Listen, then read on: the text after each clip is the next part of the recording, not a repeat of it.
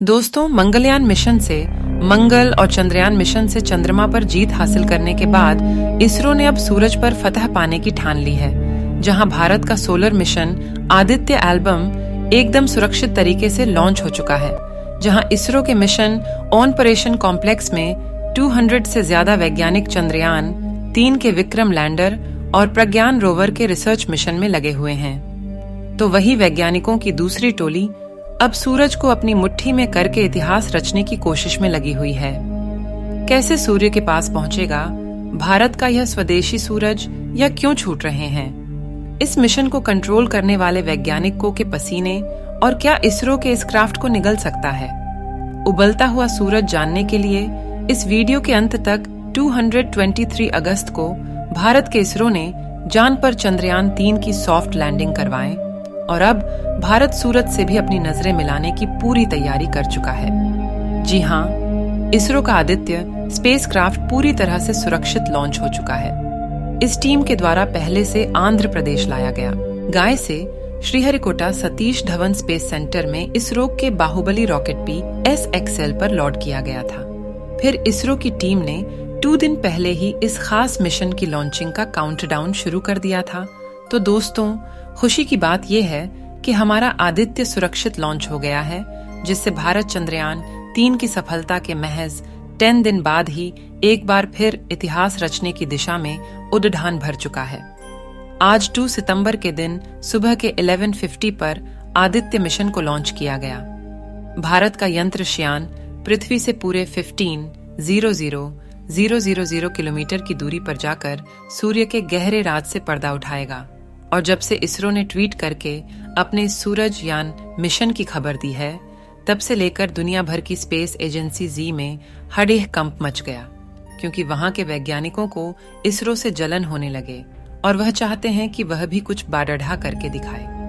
लेकिन बड़े दुख की बात है कि फिलहाल उनके पास लॉन्च करने के लिए कोई स्पेसक्राफ्ट तैयार नहीं है।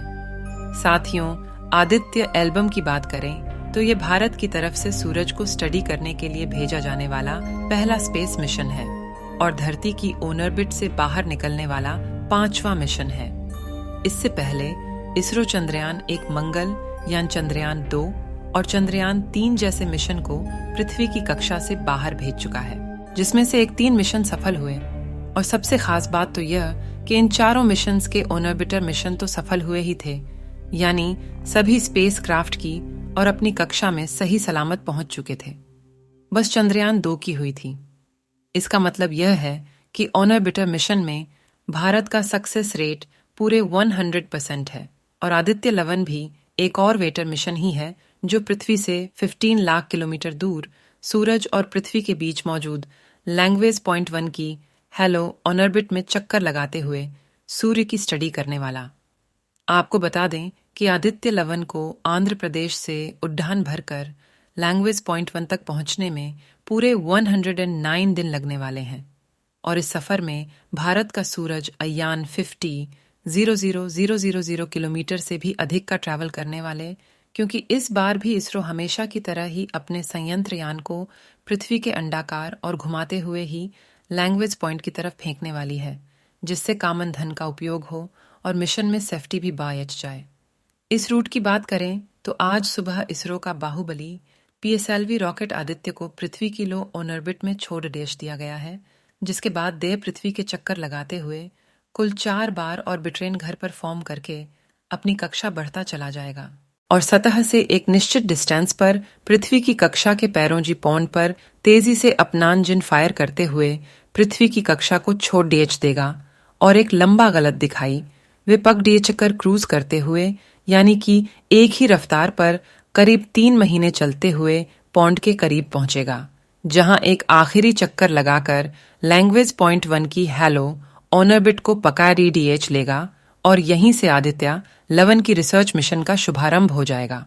दोस्तों, हेलो ऑर्बिट में पहुंचने के बाद आदित्य अपने सोलर पैनल्स और एंटेना को खोल देगा, जिसकी मदद से वो खुद को चार्ज करते हुए सूर्य की स्टडी करेगा, और एंटेना की मदद से डेटा को डायरेक्ट इस रोग के कमांड सेंटर पर भेज पाएगा, जिसके लिए ये अपने साथ एक नहीं बल्कि कुल 7 बैलून्स ले जा रहा है।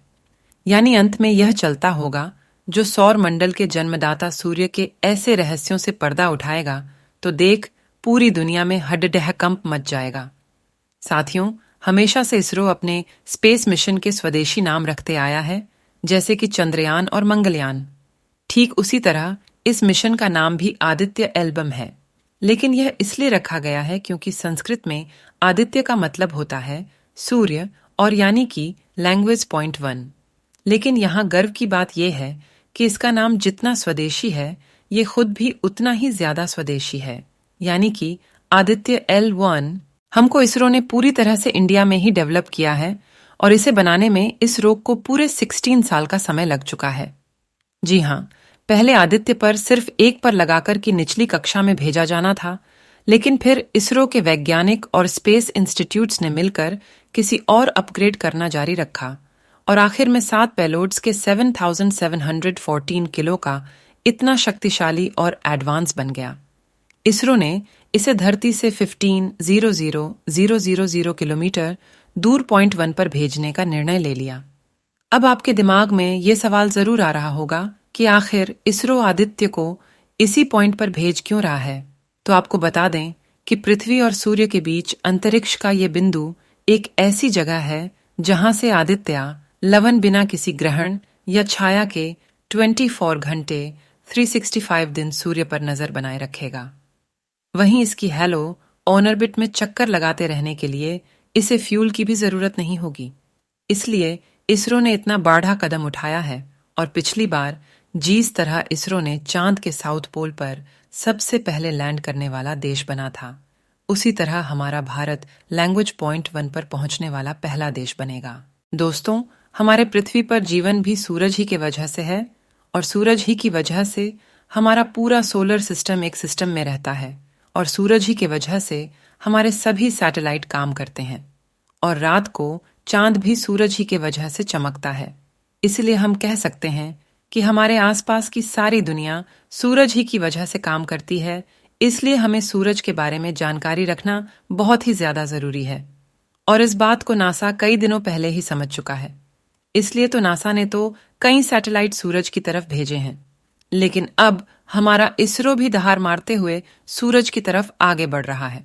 साथियों, अगर आपके मन में यह सवाल आ रहा है कि सूरज अपनी गर्मी से जलाकर आदित्य L1 को राख कर सकता है, तो आपको बता दे कि आदित्य L1 की सूरज से दूरी इतनी ज्यादा है कि सूरज अपनी गर्मी से आदित्य L1 कुछ भी नहीं बिगाड़ सकता है। और अब अगर हम यह बात करें कि आदित्य L1 क्या क्या खोजने वाला है, तो आपको बता दें कि हमारा आदित्य L1 सूरज से निकलने वाले तूफानों की रिसर्च करेगा, सूर्य का वातावरण कैसा है इसकी जानकारी इसरो के पास भेजेगा और भी बहुत सारी चीजों की जानकारी हमारे इसरो के पास भेजेगा।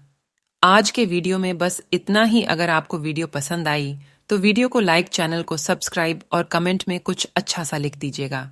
हम मिलेंगे आपसे दोबारा अगली वीडियो। तब तक के लिए जय हिंद, जय भारत।